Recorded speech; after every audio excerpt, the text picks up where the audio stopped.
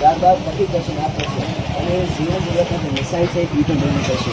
ખાસ તો તમે બધા છે તમે આવો તમારા છોકરાને પણ લેતા આવો તમારા અથવા કંઈ વડીલો હોય તો તમે પણ લેતા આવો. એટલે આપણે મુસલમાનના ઘરમાં કેમ તકલીફ આવે છે એટલે પરેશાની કેમ કારણ કે આપણા મુસલમાન બહુ નમાઝથી દૂર થઈ ગયા છે. તો અલ્લાહ તાલા એનો બદલો કરવા દેવા છે. કારણ કે તમે કોઈ ભાઈને કામ કરવા જશો તો તમે પૈસા આપજો એ પૈસા ક્યાં લગીને આવશે ત્યાં લગીને આપણે જરૂર નહીં આ લગીને આવશે.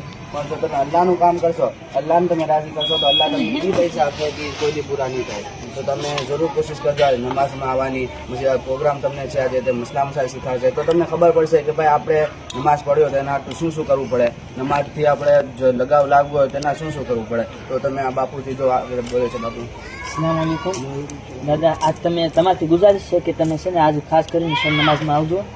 અડધી કલાકનો પ્રોગ્રામ એમાં તમને શીખવાડશે કે નમાઝ માટે શું જરૂરી છે. આપણે જો નમાઝ પડ્યો તો પહેલી વસ્તુ એ કે આપણે ગુસ્લો હોવું જોઈએ. ગુસ્લો હશે પછી આપણે નમાઝ માટે વજુ કરશું.